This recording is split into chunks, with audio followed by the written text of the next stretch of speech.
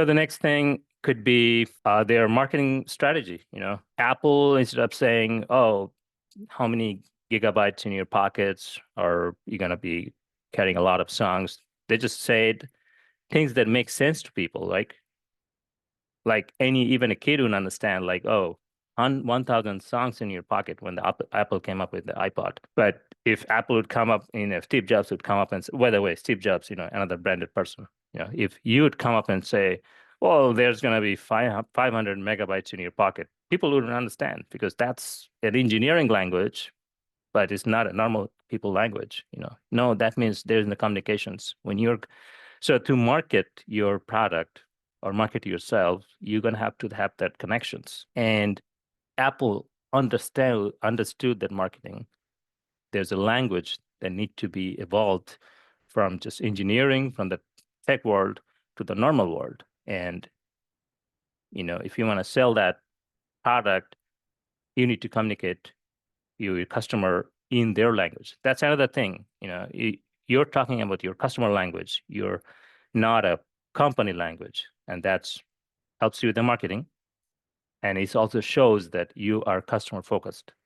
And same thing, when I'm listening to Steve Jobs or Elon Musk or even Dr. Yunus, we need to talk about our own brand, right? Dr. Yunus is our brand. You doesn't matter what's happening in their mind. They talk in a very simple terms that even a normal person understand that.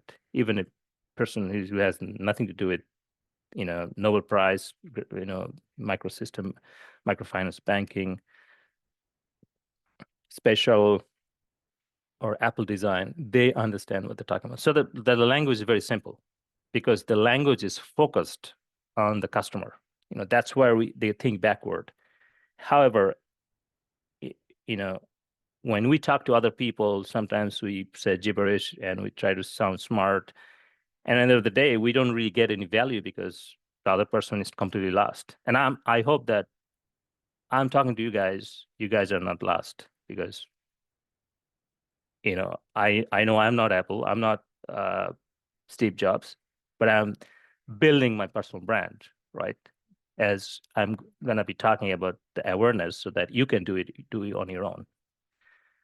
Now, another point I want to go through is consistency, of course, so authenticity, consistency, and an ecosystem. Now, first, the ecosystem that Apple created, which part of the different thinking, and ecosystem kind of linked to their exclusivity. It's our world. It's an Apple world, which which also helps them create a tribe or influence them create a tribe. So there's a lot of Apple user. All these Apple user, they're gonna be using Apple MacBook, Apple phone, Apple other product, uh, and then they're all synced. And just because they're Apple user and they like the Apple style, they are part of a tribe now. They say we are the Apple world. And they kind of associate themselves with the brand, and they kind of identify themselves with the Apple product as an Apple user. They try to show off their Apple product, and that is kind of exclusivity of the Apple ecosystem. So there's many things happening in this circle, and I should have created more slides to show you the visuals, but this is something that's similar to this, right? You're going to have a product, but you have many product that could be synced to your product. So it could be multiple brand in a way, but all these multiple brands kind of falls under one because you're very synced. So similar thing, if you think about Elon Musk, the crazy guy, but he is doing something that if you don't think about it, it doesn't just come play in your mind, right? In one world, he comes up with the Tesla, and he building completely different version of vehicle lining, and then he goes, okay, I'm gonna go to building spaceships, and then now he has Twitter. Now he works for the does government job and cutting all that funding. I don't know. I mean, it's good or bad, but I'm just giving examples to bring you that circle of brand. Dr. Yunus on the eastern side of the world, what he's doing has a lot of sinking, using his power, leverage, bringing, solving problems in the government. In the same time, is communicating his microsystems, using his leverage of his microbanking in outside world. So those people are connecting with him. They're not just connecting with him to him because he runs the government, but his previous connections, networking that he created, building the Grameen Bank or microsystem, or even the Nobel Committee or other committees, he's kind of using that, you kind of leveraging that. So that's the ecosystem, right? And when we do our ecosystem, we have to build the same way. However you think, find your authenticity, find your little circle. People think, and then create a network, and then you guys can leverage each other's success and challenge each other, because we get everything so easily in our life that we don't really challenge each other. If we don't challenge each other, that means you're not growing. You know, my shirt when I was a kid, on all our case, what do you say? We grow out of it. It really means we are challenging the size of our clothing. That's why we are growing out of it. Otherwise, we still be that small person.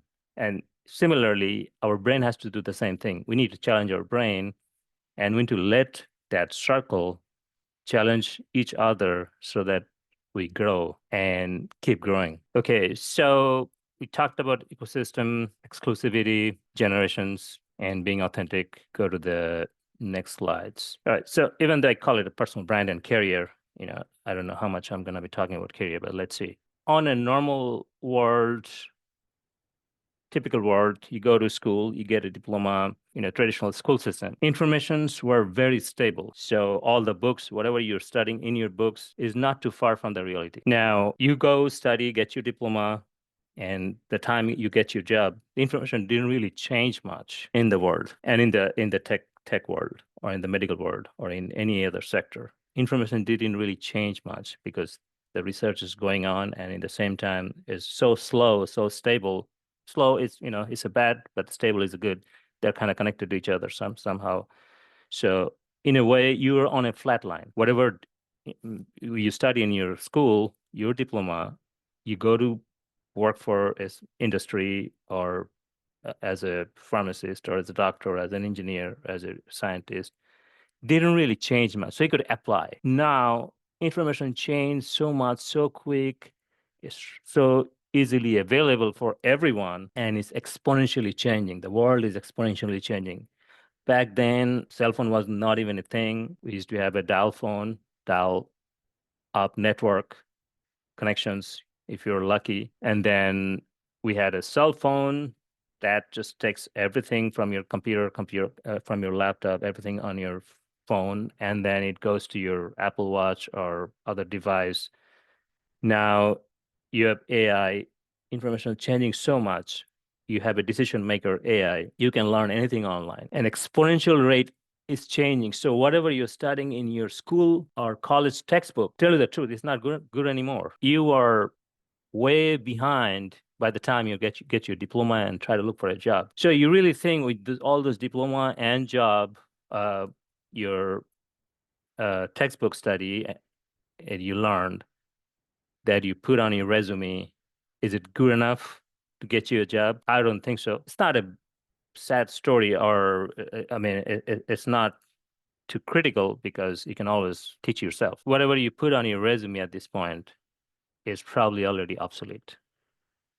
So we're gonna go and say, okay, AI, build my resume because I'm missing all these keywords, and AI will build your resume.